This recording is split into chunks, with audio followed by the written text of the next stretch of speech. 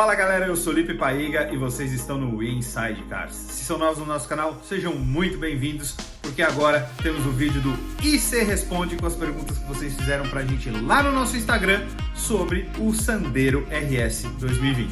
Vamos lá!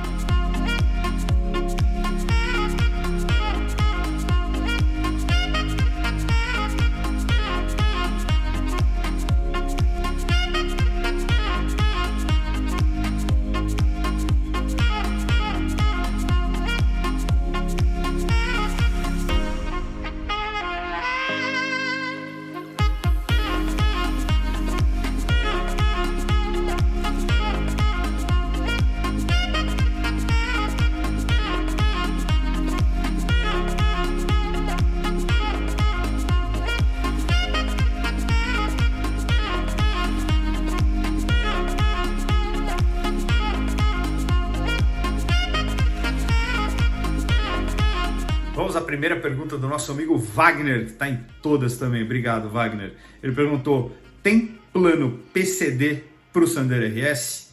Cara, todo carro tem desconto PCD, né? A marca em si não dá o desconto até os 70 mil para você conseguir enquadrar ele no PCD, até porque ele é um carro manual e tudo, mas você consegue comprar, dependendo, obviamente, do motivo que você tem a sua liberação PCD, pode ser que você consiga comprar um carro mesmo manual com o seu desconto PCD, mas aí você só vai ter desconto de IPI e não vai ter desconto de ICM. O Pacheco LF perguntou, dia a dia, raspa em lombada, raspa em tudo, consumo, é mais caro de manter que o GTS? Vamos lá. Cara, eu não senti raspar não, eu andei bastante por dentro de bairro e tudo, não senti o carro muito baixo e raspando não, sinceramente, até porque o entre-eixo dele é curto, mesmo que seja uma lombada mais alta, não vai afetar tanto não. Talvez raspe, mas não é excessivo de jeito nenhum. Por exemplo, um HR-V raspa muito mais à frente no chão, um Renegade Flex, do que o próprio Sandero RS. O consumo, cara, ele fez 6,1 km com litro de etanol comigo dirigindo, dando umas aceleradas, gravando e tal. Então, cara, achei ótimo, tá?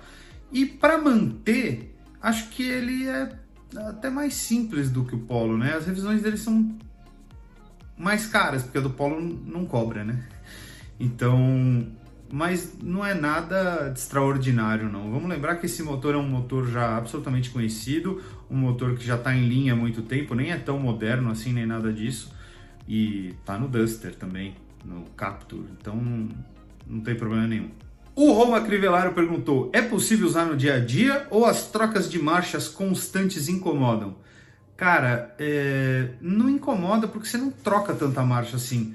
Porque como eu disse no vídeo, você em terceira marcha, por exemplo, consegue passar numa lombada a 25, 30 km por hora e voltar a acelerar e o carro cresce, entendeu? Então você não precisa ficar reduzindo toda hora.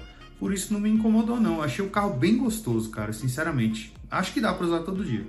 O Emerson Zanini fez duas perguntas, vamos lá. A primeira foi, para viagens longas, o fato do escape com mais barulho e o câmbio mais curto deve incomodar.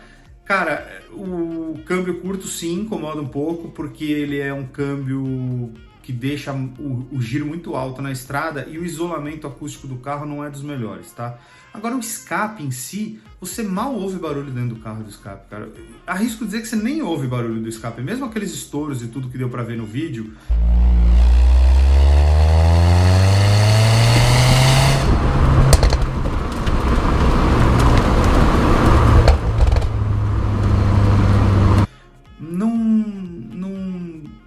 Você não ouve de dentro do carro. Eu só ouvi de fato e mostrei pra vocês porque eu botei a câmera lá no escapamento, senão acho que eu teria passado batido, assim, não teria visto.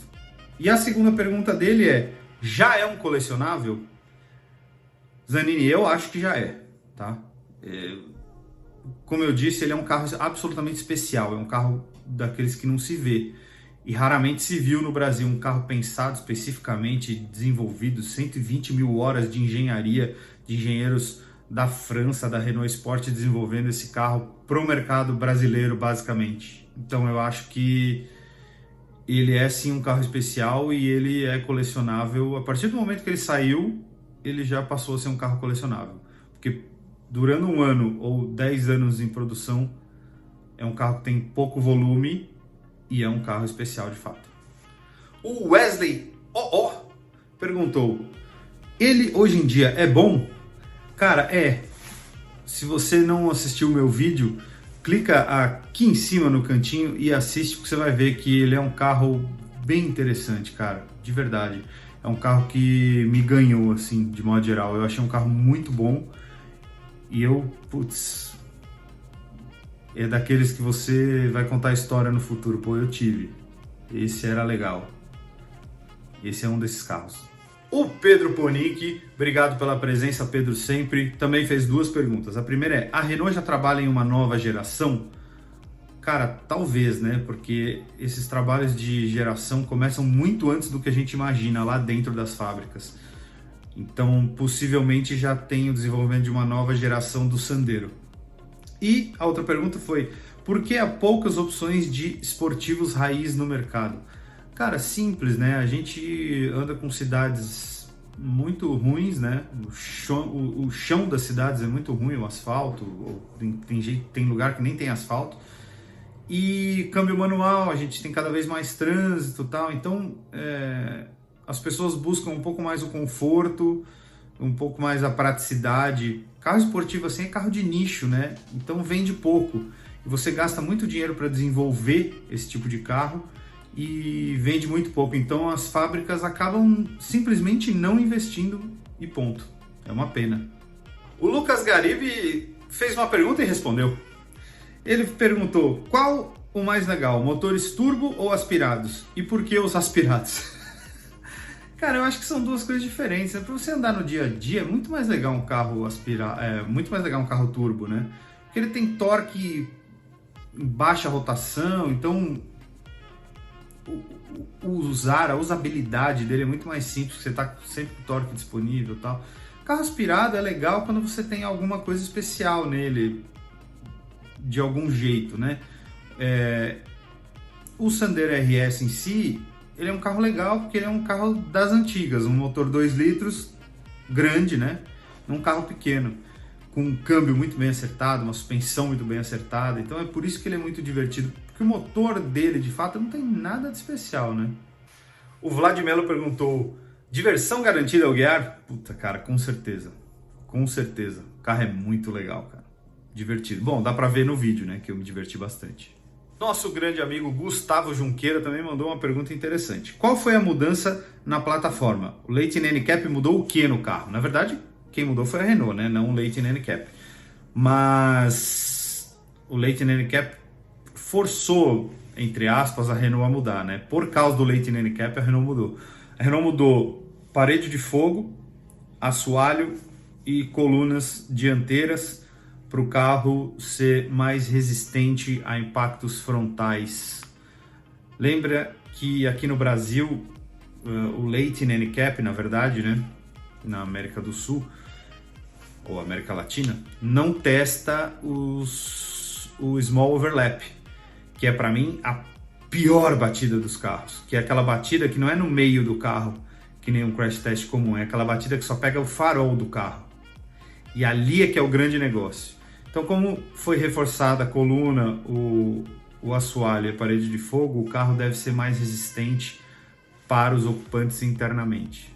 Aumentou 14 quilos, essa diferença de peso ali, porque eles estão usando materiais de fato mais resistentes. Então, importante, acho ótimo ele ter passado de 1 para 3 estrelas. Bom, vamos lá. O Felipe Veríssimo fez 4 perguntas e eu gostei das 4, então eu vou responder as 4. Normalmente eu não respondo 4 perguntas de ninguém, mas é que as 4 para mim foram boas. Primeiro, nos próximos anos, qual marca teria condições de fazer algo como a Renault fez com o RS? Todas têm. Só que nenhuma quer fazer. Como eu disse anteriormente, tem um investimento, é nicho, então os caras preferem não fazer. A segunda é, no uso do dia a dia, ele lembra os Cooper SR56 com pneus run flat em termos de conforto? Nem a pau, ele é muito mais confortável que um R56 com run flat, cara. Mas de longe, tem nem comparação. O Mini tira a obturação do dente, cara, com run flat. A outra pergunta foi, faria sucesso como Dacia Sandero RS lá no leste europeu? Provavelmente porque é um carro muito bom, né, cara? É que eu acho que não é o foco deles, acho que eles não têm essa pretensão não, porque lá o carro é para ser um carro mesmo de entrada, bem barato. E a quarta pergunta foi, já tendo outros carros de 100 mil no bolso, independente de qual for, qual seria a sua escolha, RS ou GTS? Cara, é muito difícil, né? Mas eu acho que por uma questão de ser especial, assim, de já ter outros carros e tudo, e querer ter uma coisa única e que de fato eu considero um lampejo de prazer no meio dos carros, assim, principalmente dos carros pequenos, eu acho que eu iria de Sandero RS fácil. E faria o que eu falei, botaria um cold air intake, talvez um coletor de escape melhorzinho, que nem o Cássio Cortes fez no dele, e com certeza o short shifter que eu falei no vídeo e logo depois ele colocou no dele. Então, perfeito, para mim é isso, cara, não precisa nem ir mais longe do que isso. E o meu parceiro aqui do canal, Paulo Vaz, disse basicamente uma afirmação, né? Ele me perguntou, mas ele já perguntou afirmando. Seria, é o carro mais legal dos últimos 5 anos? Nacional, com certeza. Assim, vamos lembrar que o Up TSI é um carro muito legal também, apesar de não ser esportivo e tudo, um carro muito gostoso de guiar, mas a pegada é outra. O Sandero RS é, faca no dente e, cara, é de fato o carro mais legal que lançaram aqui no Brasil nos últimos 5 anos, fabricado em território nacional. O Eduardo Oliveira BH, que está em todas também, obrigado Edu, fez 2 perguntas interessantes. O rodar com essas lindas rodas Aro 17 suspensão esportiva em nosso asfalto lunar é incômodo? Rapaz, é mais duro, é um carro esportivo, né, de fato. Mas eu não acho que seja incômodo não, cara. Pode ser que com uso prolongado, talvez até se tornasse um pouco incômodo. Mas eu vou ser muito sincero, tá? A suspensão me incomoda menos no dia a dia, no trânsito, do que o câmbio manual. Mas eu acho que no Sandero RS não cabe um câmbio automático, tem que ser manual mesmo. E é um câmbio muito bom, de fato, escalonamento de marcha e tudo. Então eu acho que não é um carro que incomoda de forma alguma. A outra pergunta do Edu foi, os bancos são mesmo bons? Os da versão civil têm espuma muito macia e apoio nas costas ruim. Cara, eu, como você bem sabe, como o povo sabe por aí, eu já operei até de hérnia de disco, né? Então tem um problema nas costas ferrado. E eu vou te falar que o banco é muito bom, cara. Inclusive o apoio lateral e tudo. Ele não é duro, tá? É um banco até macio, confortável, como de carro francês, mas ele apoia muito bem. Inclusive a lombar, que é um ponto crítico pra caramba, por exemplo, nos carros da Volkswagen. No caso do Polo GTS, ele é bom. Mas nos outros carros da Volkswagen é um ponto muito crítico que eu acho, que é a falta do apoio lombar, a não ser os carros deles que têm regulagem. E no Sandero RS não, cara, achei o banco muito bom mesmo. O Roy Studart perguntou, dá para ter como carro único? Ou falta de tecnologia e mimos é demais? Cara, eu vou te falar uma coisa, tudo depende. Se você tem um carro que tem tudo, você ir para um Sandero RS que tem menos coisa, você tem que fazer um trabalho mental em você para entender que o que o Sandero RS oferece para você em termos de dirigibilidade e tudo, tem que compensar na sua cabeça a falta dos mimos tecnológicos. Para mim faz falta, por isso eu acho que eu não teria como carro último, como carro único. Mas é porque eu já acostumei muito com essas coisas. Eu gosto de carros que têm essas tecnologias mais modernas. E isso é uma coisa que me encanta, por exemplo, no Civic Touring. Então, dá para ter? Dá. Mas tem que fazer um trabalho psicológico e ver o que importa para você. Para mim, de fato, ia me incomodar mesmo. Então, acho que como carro único, eu não teria o Sandero RS. Mas eu, pessoalmente, tá? O Rafael Alflen fez uma pergunta parecida com o Edu. Olá, o banco do Sandero RS é mais confortável que o do Volkswagen Gol?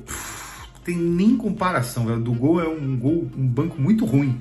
O do Sandero RS é um banco muito bom. São mundos bem diferentes, graças a Deus.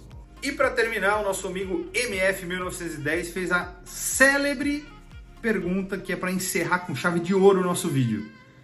Dá pau em Up TSI?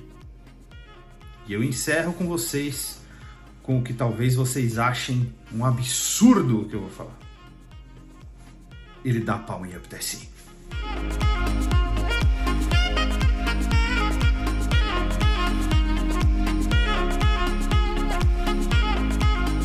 É isso aí, galera. Espero que vocês tenham curtido mais este vídeo IC Responde do Sandero RS. Se você curtiu, por favor, dá like aí embaixo, porque o like é muito importante para o YouTube e ele começa a entregar mais conteúdo para você. Se você ainda não é inscrito no nosso canal, tá esperando o quê? Clica aqui em cima, se inscreve e ativa as notificações para saber toda vez que a gente postar vídeo novo. Aqui e aqui do lado tem mais vídeos para vocês conhecerem mais do nosso conteúdo. Valeu, obrigado, um grande abraço, até a próxima.